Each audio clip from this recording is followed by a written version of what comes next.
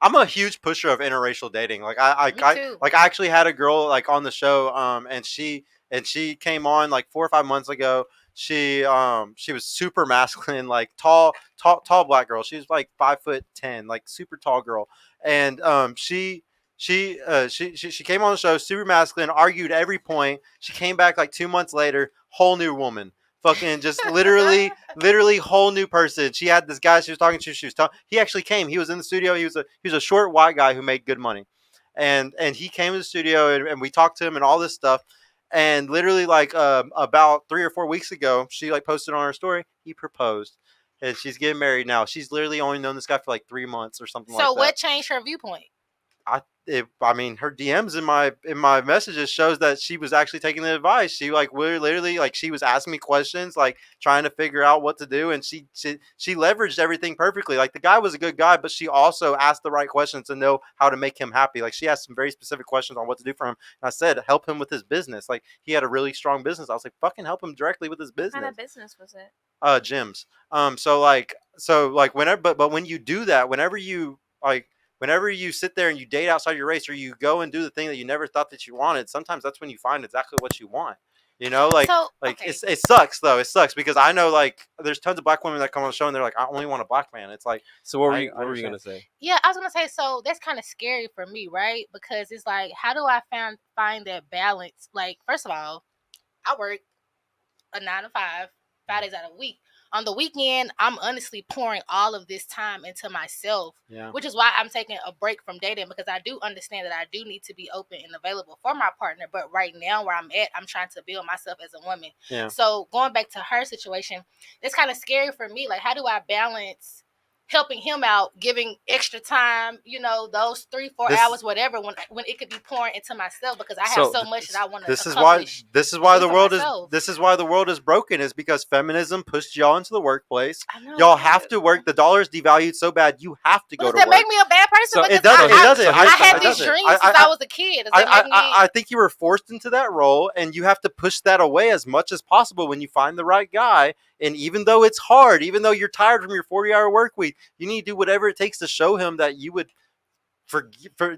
completely get rid of all of that just for him. And so here's the how. Gonna make you like naturally get rid of those roles. Huh? No. The right guy's gonna naturally make you get rid of those roles. No, because at the end of the day, not if you have vision for yourself. A guy can't make you do anything. Not make you, but like he's gonna hear me out. She's talking about money wise. Like, and you're right. If the guy has enough money, then she can fall into her role of not worrying about her jobs and shit. And that's where rare. That's where I. So here's the thing.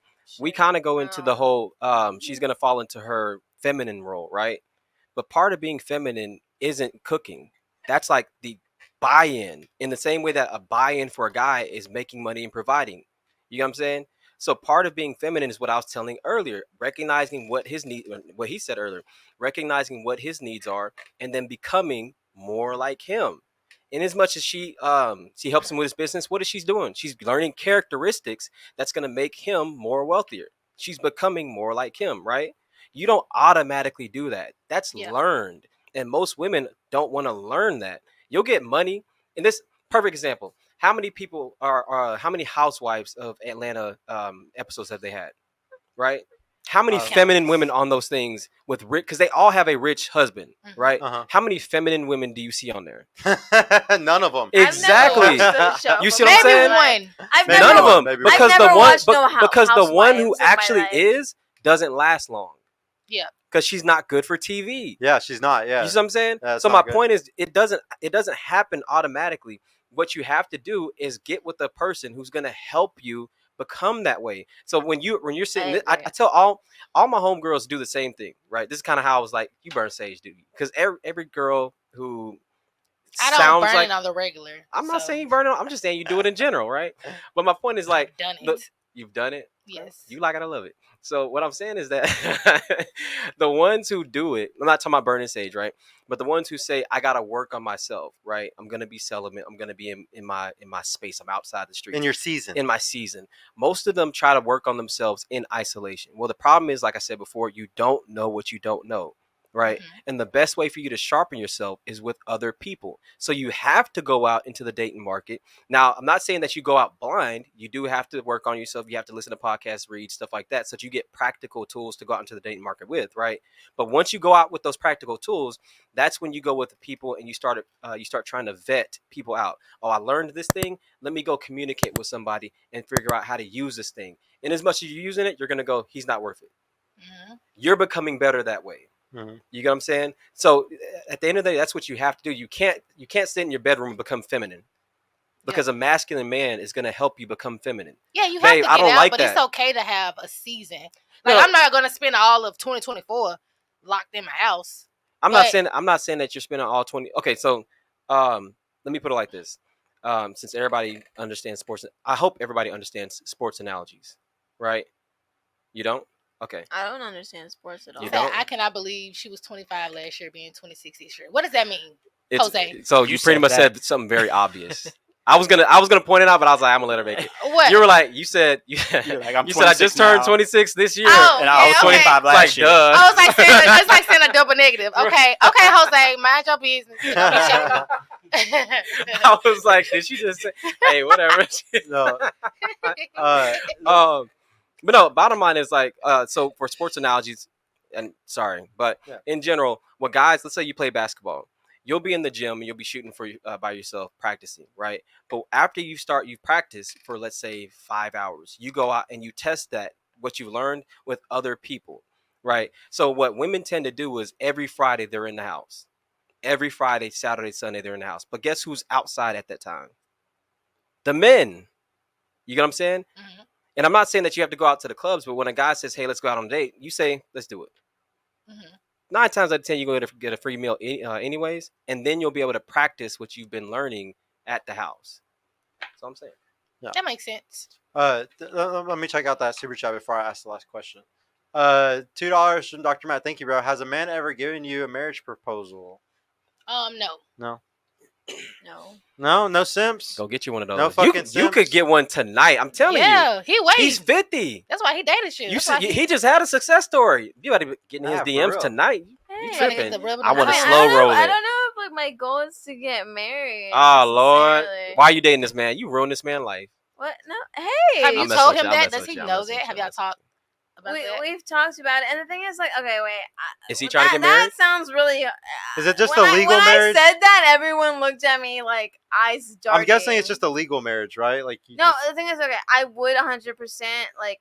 This is a man that I would get married to, but I never in the past would have thought myself to like get married. Honestly, I was never against it, but it was never like a goal of mine. So if it happens, it happens. I'm not like it's not a goal, but it would have to be like the right person. Okay. It has to be the right person, and he's the right person. He's like showing himself to be that. He's the right person. We'll see, because I feel like she would have been like, "Fuck yeah, marry me right now" if he was the right person. But Women break rules for alphas and make rules for betas. I'm not gonna say that right now, like off the bat. Like we're still. You're still figuring it out. Hey, I'm just gonna put it this way. We're heading that way. I'm just gonna put it this way. We're heading that way. I've been with my girl for about 2.5 years now. Since about 2 or 3 months in, she's been begging for a ring.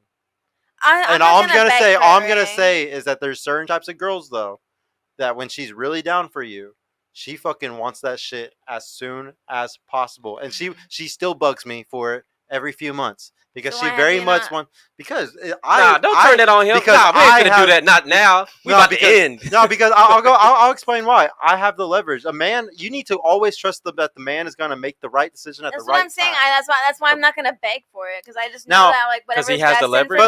No, whatever's destined for me. And the thing is, I know that the guy that I'm with, like he's with me 100%. If he really is down for you, he might propose in 3 months. And that's why I don't have to beg for it. And if she's really down for it, she's gonna say yes. So what's your hold? She's not even gonna say anything. Well, I think she'll say yes immediately, even if it's 3 months later. To your point, like the fact that she's not asking for it kind of is a telltale. I don't need to beg for it because I know that it's gonna come eventually. Yeah, maybe. I know it is. So you're confident about it. I know. I'm not even confident. I'm like almost 100% sure. That's confidence. Yeah, and I could totally understand that. Confidence.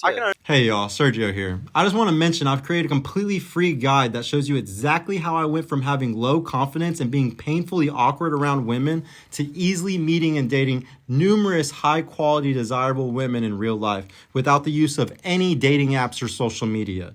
So if you're struggling to get out there, if you have approach anxiety or don't know what to say or how to interact with women to make them want you and are sick of using dating apps with low value girls that hundreds of other guys have been chatting with, click the link in the description below to grab your free guide right now. And if you want private mentorship with me personally to help guide you every step of the way in this process, check out my mentorship program in the description too.